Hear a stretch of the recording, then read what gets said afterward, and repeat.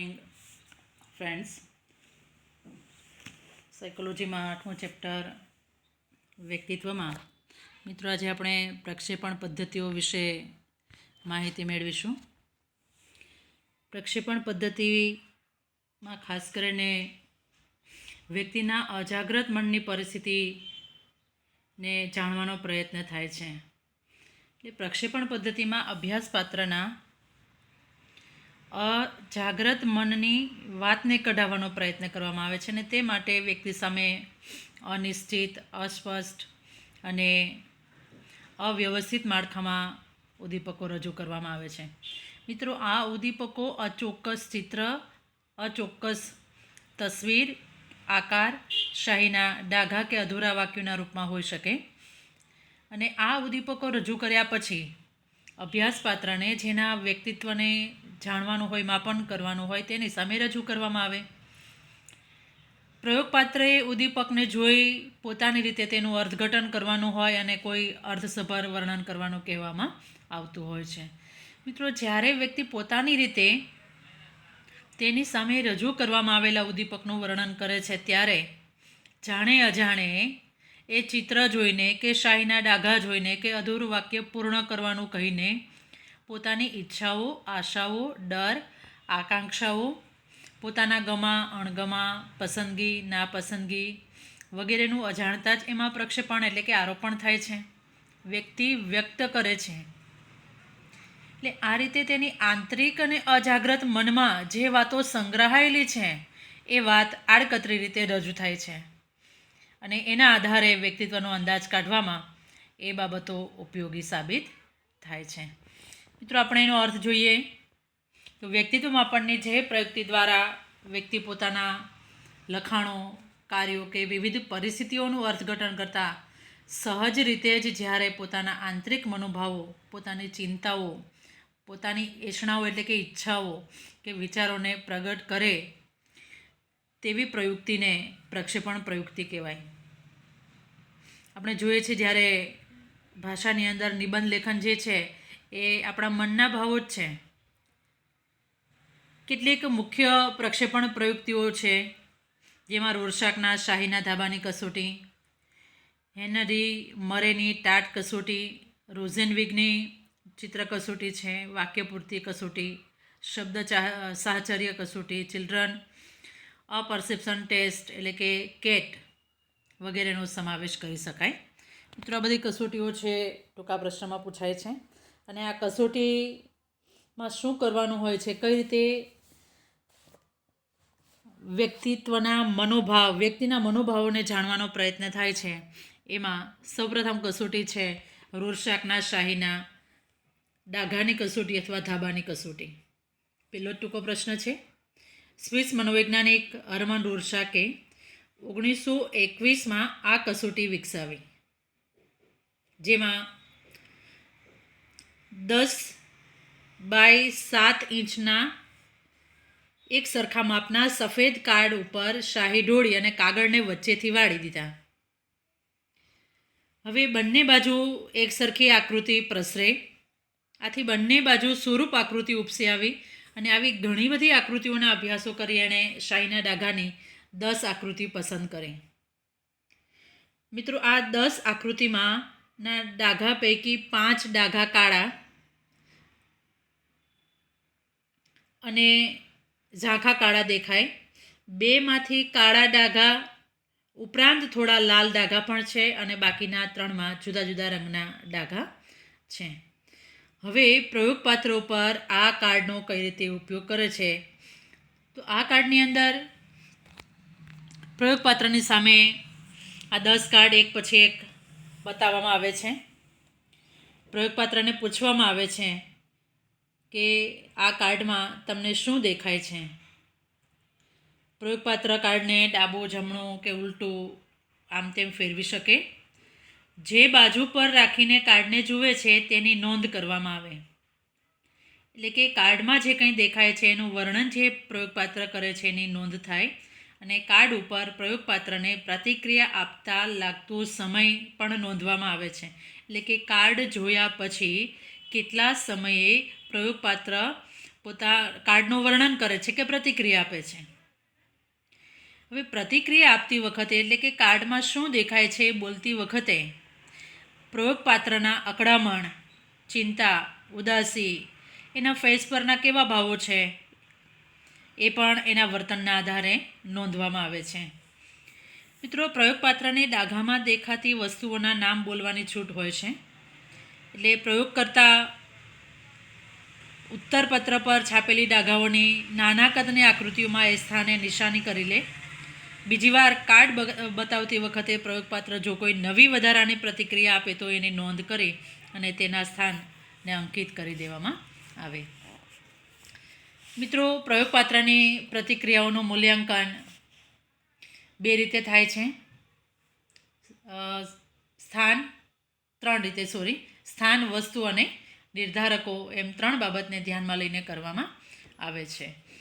વિવિધ પ્રકારની આવી પ્રતિક્રિયાઓની ટકાવારી ઉપરથી વ્યક્તિના મનમાં શું ચાલે છે, વ્યક્તિ કેટલી બુદ્ધિમાન છે, તેની માનસિક સ્થિતિ કેવી છે, આ બધાનું અર્થઘટન કરવામાં આવે અને છેલ્લે કસોટીના ગુણાંકન અને અર્થઘટનને વસ્તુલક્ષી બનાવવાના પ્રયત્નો થાય.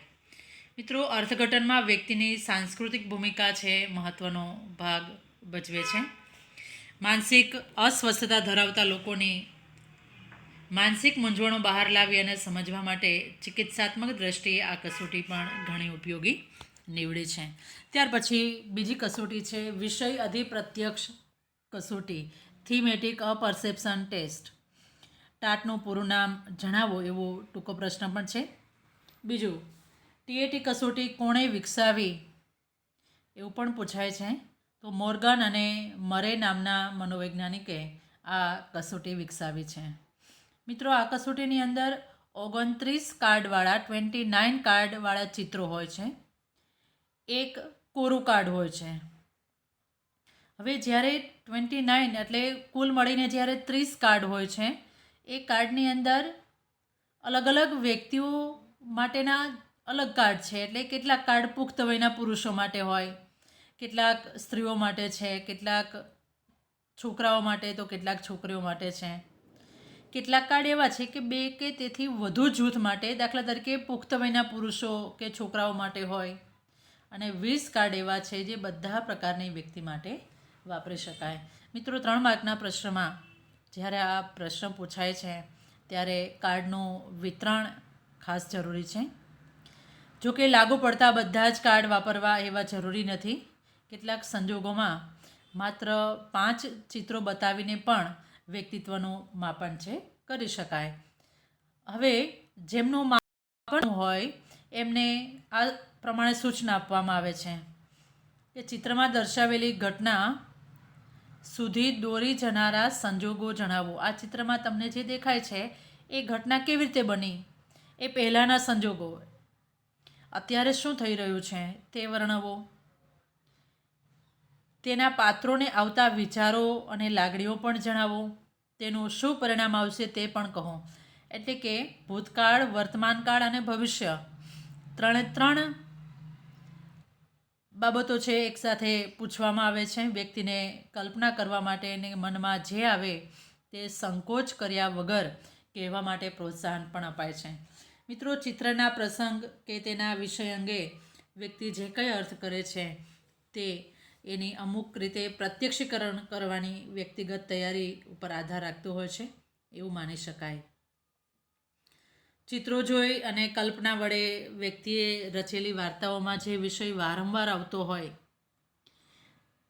તે તેના વ્યક્તિત્વને ઓળખવામાં અર્થપૂર્ણ બનતું હોય છે. અને આ કસોટીના ઘણા રૂપાંતરો પણ થયા છે.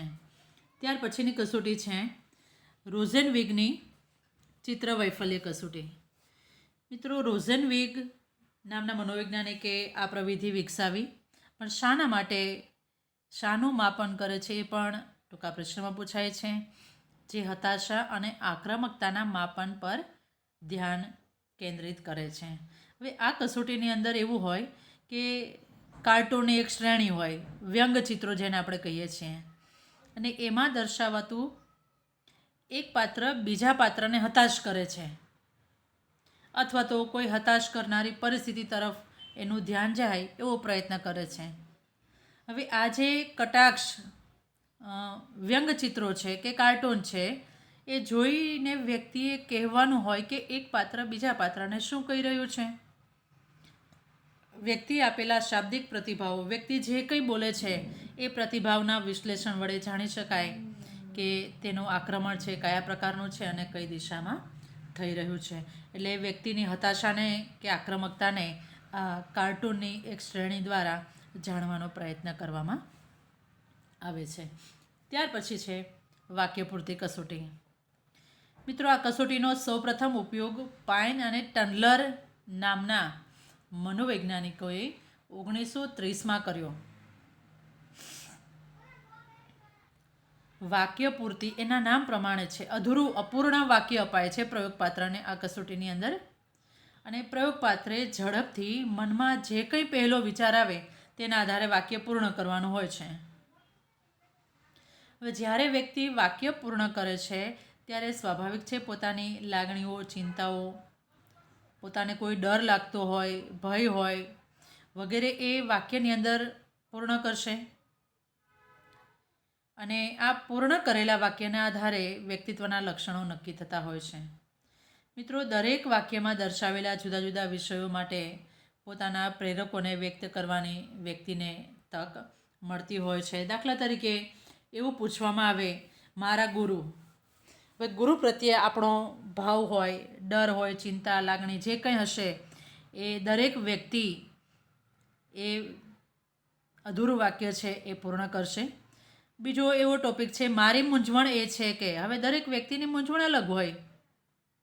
મારા પિતાનું શ્રેષ્ઠ લક્ષણ, મને ખાલી જગ્યા ગમે છે.